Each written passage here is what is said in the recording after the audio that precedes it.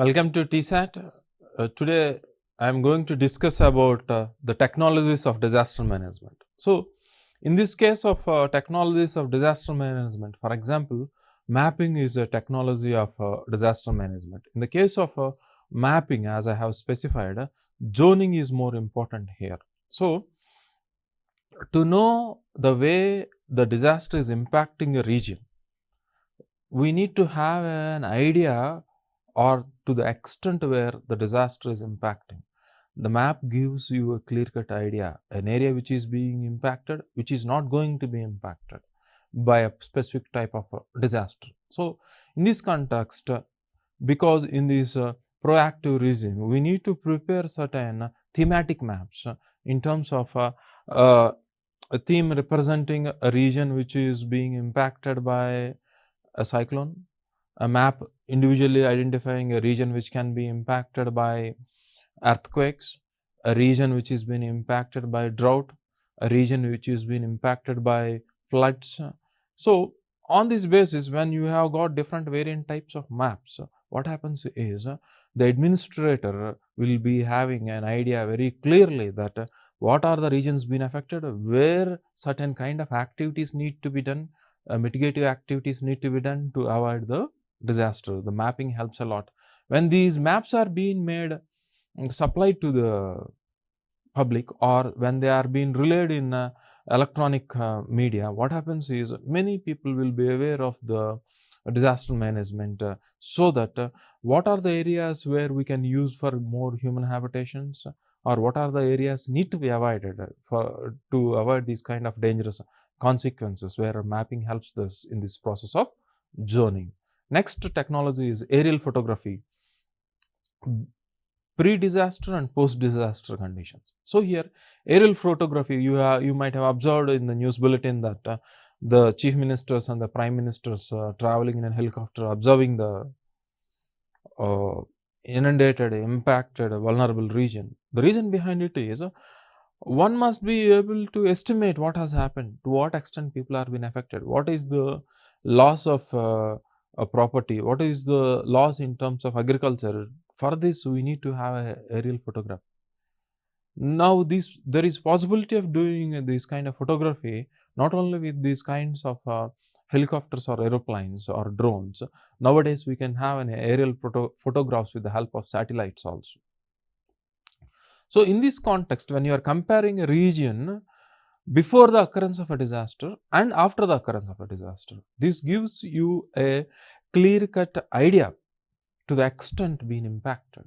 So, this is being made possible with technology, having an aerial photography. Communication is one such technology which I have discussed with you in the previous session, where you must have a kind of communication mechanism which will be working even during a disaster. The example which I have given to you is a satellite phone. Even though the existing infrastructure fails, the satellite phones will be working because they are directly linked to the satellite. So, a satellite phone is an alternative mechanism or a technology which is helpful for the purpose of communication. A radio, which is also a traditional technology, is further serving you the existing requirement, because radios transmission doesn't require a kind of antenna. Directly, the ionosphere, a layer in the atmosphere, can act as a reflecting layer for transmission of radio signals. So, these are some communicative devices which help you in disaster management. Logistics main idea is to make the essential service and resource available to a region when the existing type of transportation mechanism fails. The aim of the logistic is, under any circumstances, the essential goods and services need to be made available to the vulnerable population, is the aim of logistics, by using alternative transport mechanism, as I have specified, in terms of using helicopter, drones kind of transportation mechanism when the roadway fails due to earthquakes. Epidemiology is the study of diseases. So, one need to know the prognosis of a disease, means the way a disease progresses. So, the corona spreads in terms of a first wave, second wave, third wave. So, understanding the way a disease spreads is an epidemiology, or understanding the different stages of disease in an individual, the different kinds of symptomatic characters on the basis of which diagnosis need to be done. So, the specific act can be taken, or kind of medicines at a specific time need to be used to save ourselves. So, epidemiology is studying about diseases, whether it is been caused by a virus or a bacteria or a fungus or any other factor, and taking necessary steps when you have got specific knowledge. Yes, corona is being spread through air, so we are using mask because we have got the knowledge about the way it spreads. So, when the knowledge of a disease is aware, the necessary steps need to be taken will help us to avoid the disease. So, this is all about epidemiology, knowing about the diseases, treatment, medicines, etc., so that we can save ourselves. Next, disaster preparedness. As I have discussed in the previous sessions, you need to have certain prepared mechanisms, storing medicines in advance, having alternative transport systems, having legislation is a preparedness, prepositioning personal forces is a preparedness. For example, concentration on vulnerable sections. So, in this case of disaster preparedness, a region which has been impacted by inundation, or a people or an age group which has been impacted, you must be able to identify so that you can minimize the loss of life and property. That is what concentration on a vulnerable section is a preparedness. Mitigation of disaster management is made in two ways. One is structural and the second is non-structural mitigation. So, in the process of mitigative measures, when the classification is being asked in terms of mitigative measures, you must be able to differentiate between structural mitigation and non-structural mitigation. So, here in this case, to make you understand what is a structural mitigation and you know what mitigation is. Mitigation is certain steps which you are going to take before the occurrence of the disaster and after the occurrence of the disaster to minimize the loss of life and property. So, in the case of structural mitigations, for example, there is a mechanism or a way of construction of buildings which are earthquake proof buildings. Means even though there is an earthquake, certain constructions can resist the impact of an earthquake. So, it is a structure being constructed to avoid the destruction is a structural mitigation. For example, you have got old structures which have been constructed without following any earthquake proof measures. So, what you need to do when you have already constructed? In this context, for example, take the case of public buildings like hospitals or public hospitals or schools, municipal buildings, etc. They can be fortified. So, fortification means adding additional columns at the ground floor or strengthening the columns by supporting a horizontal or a 45-degree angle support concrete structures to the main columns, so that the strength of the building increases, so that you can avoid or strengthen the building to collapse, avoiding collapsing of the building. For example, to avoid floods, percolation tanks, when it is being mandatory to all the buildings in all the metropolitan cities, when it is being mandatory, what happens is, when the percolation tanks means the water which is being precipitated due to the rain, when it is not being connected to the drain sewage, when it is being connected to a percolation tank within the building at the ground level, what happens is the water will not get into the drainage and the water will be percolated down into the ground, so that it has got a double-edged advantage. One is it increases the water table, avoiding drought. The second is urban flooding can be avoided, because when there is a cloud burst, the volume of water precipitated is so high in a very short duration, where the sewage will not be able to accommodate the precipitated water leading to flooding of urban habitations. So, percolation tank is a structural mitigation. Fortification of the world buildings is a structural mitigation. Having a new construction technology is a structural mitigation, which are being made mandatory in terms of a legislation.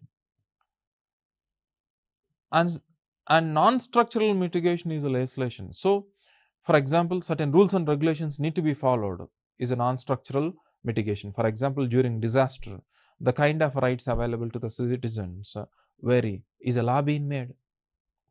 So, here in this case, you do not find any kind of structure, a law where the citizens of a country need to behave accordingly during a specific condition. A legislation is not a structure, is a law which prevents a disaster. So, for example, as I have given in the first episode regarding the institutional structure of disaster management, NDMA structure is based upon a legislation, is a non-structural mitigation. So,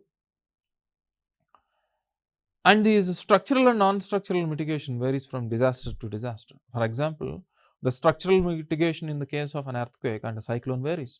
In the case of a cyclone, you need to construct a cyclone shelter in the higher elevated regions, is a structural mitigation, whereas in the case of earthquake, you need to fortify the existing buildings, is a different mode of structural mitigation. So, laws need to be made during warfare, laws need to be made during earthquakes, inundation, pandemic, or non-structural mitigations. Disasters are also been where they have been classified, or there are different types of disasters based upon the rate at which they attack you. For example, rapid onset disasters. For example, without any warning, if an incident or a hazard happens all of a sudden, leading to a lot of destruction, is being described as a rapid onset disaster. For example, an earthquake happens without a warning. When a disaster happens slowly without any kind of noticing you gradually, for example, drought is not a rapid onset disaster. This happens slowly over a period of time with the decreasing in the availability of amount of rainfall to life forms. So, a drought can be given as a classic example of slow onset disaster. Earthquake can be given as an example of a sudden rapid onset disaster. So, this is how even disaster types can be explained. So, there are different sectors in disaster management. So, what are these different sectors in disaster management need to be managed, and what are the different sectors which are being impacted because of the disaster? These sectors are being divided into direct and indirect sectors, because when a direct sector is being impacted, the effect on you will be more and you will be directly impacted. Whereas in the case of indirect effect is not so direct, and the impact to an extent will be a little bit less when compared to direct. So, for example, health directly impacts you physically, housing directly impacts you physically, agriculture, the availability of food is being impacted, economic activities, social sector, when you lose a job, where you have observed this in this pandemic. So, these are a social sector is family, many people died, the head of the families died. So, because of this reason, there is the structure of the family itself is being destructed because of these disasters. So, because when we lose a member in the family, the structure disturbs in the case of these disasters. So, these are direct sectors: health, housing, agriculture, economic activities in terms of the jobs, and social sector means in terms of society, family is a social sector. So, these have got a direct impact on us. Apart from this, in the case of urban settlements, for example, indirect impact in terms of transportation, lifeline like power or hospitals or critical facilities, when they are being impacted, indirectly we get impacted, but to an extent we will be able to survive for some days. without these. But direct impacting sectors, survival itself becomes a question. That is the fundamental difference between these sectors which are direct and indirect. After understanding this mechanism, there is a mechanism to prevent disaster and there is a mechanism to mitigate. Mitigation, as I have already mentioned the meaning, mitigations are a range of activities which are before the disaster and after the disaster to reduce the impact and consequences of the hazard is known as mitigation. So, what are these preventive mechanisms? Avoiding harmful phenomena and effects. So for example, cloud seeding, avoiding drought. So what do you mean by cloud seeding? Cloud seeding is a mechanism where you are spreading certain aerosols in the minimum available clouds to accelerate the rate of condensation. When the rate of condensation is accelerated, it leads to precipitation, means it leads to rainfall. So here, even though rainfall is not available naturally, you are able to create a kind of condition for rainfall to happen so that you can avoid a drought. So for example, silver iodide is being used previously. Now, because silver iodide is more costly as an aerosol to spread in the clouds available, bismuth trichloride nowadays being used because economically, when you consider as far as investment cost is considered, silver iodide is highly costly. So what are you doing is you are spraying these kind of aerosols or kind of dust particles in the clouds. As the dust particles increases the rate of condensation, means increasing the rate of condensation means converting the water vapor to droplets of water. When the droplets of water being formed are more, they collide with one another, which are suspending in the air, known as clouds, leading to increasing in the size of the water droplet, subjecting to gravity, leading to precipitation. So this is the advantage with cloud seeding can avoid drought. So cloud seeding avoid drought. Land use pattern is a preventive mechanism. So land, depending upon the topographical features, a region might be a low-lying, a region might be faulted. So on this basis, mountain slopes must be used for a different activity. So a certain region can be used for an agriculture, certain regions must only be used for housing, certain regions must only used for industries. So to avoid pollution or to other disasters, etc. So the land use pattern need to be demarcated for these different kinds of activities which I have specified. Land use pattern, agricultural practices. So for example, using certain water conservative mechanisms like drip irrigation or sprinklers can avoid drought. Even though the average precipitation, the precipitation existing in this season, if it is less than the average, when you use a mechanism to conserve water, you don't experience drought because food will be available, employment will be available. So an agricultural practice using a different kind of technology like sprinklers and drip irrigation, water essential to irrigate an acre of land through canal irrigation will be sufficient enough to irrigate 10 acres of land, so that the agricultural production can be made more with a minimum availability of water. The change in the technology is an agricultural practice. The direction of plowing on the basis of the slope gradient of your plot being cultivated. So if the slope gradient is in one direction, the plowing must be perpendicular to the direction of the slope, so that weathering and erosion of the soil can be avoided, is an agricultural practice. Mulching is an agricultural practice. For example, adding certain dairy waste, domestic waste, adding certain coir to the soil increases the organic composition. With the increasing in the organic composition, the water holding capability of the soil increases. Increasing in the essential soil organisms which are helpful for the soil health.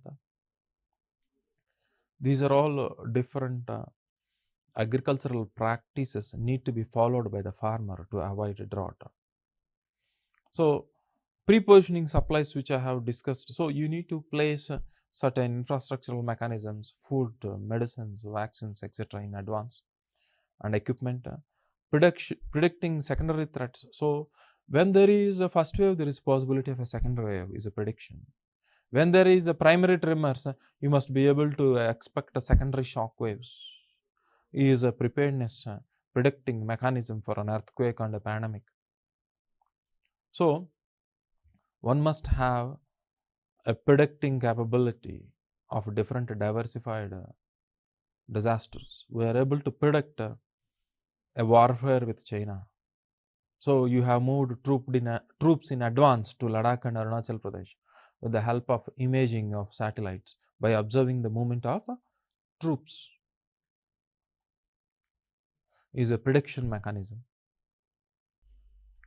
So, in this process of disaster management, there are certain phases which we need to follow in the disaster management. So, what are the different phases we need to follow accordingly to avoid these disasters? So, one is a preparatory phase. You must be prepared in advance. So, what is the preparatory mechanism we have got to avoid disaster? For example, we have got an organization. We must have an organization to avoid this. The organization which we have made is NDMA, National Disaster Management Authority. In the first part, I have discussed the institutional structure of disaster management is an organization. Because when there is an organization, there will be coordination of action. When there is coordination of action, there will be a economy of resource. Resource will be better utilized. Saving of time will happen because of coordination. Coordination happens only because of organization. The organization we have got is NDMA legislation. So, this NDMA is being established and executed on the basis of a legislation being made known as Disaster Management Act 2005 is a legislation which has specified that there are certain authoritative levels at different hierarchies. In this hierarchy, the way the executive need to act accordingly. Next, inventories. You need to store certain essential goods and services, transport them to the essential place is an inventory. Response plan. What to do for a cyclone, what to do for an earthquake, what to do for a warfare, etc. need to be planned. Warning phase. So, when you have predicted, you must be able to warn the people in advance. Is one of the major second phase of disaster response. So, when you are able to warn the people, actions can be taken in advance to avoid the loss. For example, prediction of a cyclone, estimating the region being impacted, warning the people and habitats where the coast is being impacted, making them to evacuate. So, warning phase is very important. For example, nowadays, new communication mechanisms of artificial intelligence warns the people through messaging to all the people to their cell phones is a warning phase with the help of technology, with the help of communications. Emergency phase. So, certain actions need to be taken after the occurrence of the disaster is an example of an emergency phase. For example, search and rescue operation. So, immediately when there is a communication available to you what to do after the occurrence of a disaster, you know the location where the disaster has happened, what you will be doing is a search and rescue where the people are stuck in an earthquake or a cyclone, etc. You will be able to identify and rescue them so that loss of life can be prevented. Medical assistance, the doctors, paramedical personnel need to be transported to that particular affected region. Communications, establishing alternative communication systems, temporary shelters, food and water supplies must be provided, especially in the emergency phase to avoid the loss of life. Rehabilitation. So, the people who have been subjected need to be cope up back to their original condition by assisting them economically, through psychologically protecting them, strengthening them, counseling them, These kind of rehabilitation means reconstructing a house back. If they are being affected in terms of health, if they have lost their limbs, etc., they need to be given certain support, artificial limbs, etc., prosthetics need to be provided so that they must be able to lead their normal life. That is what rehabilitation is. Bringing them back to their normal life. We shall meet in the next session in terms of discussing about different types of disasters. Thank you.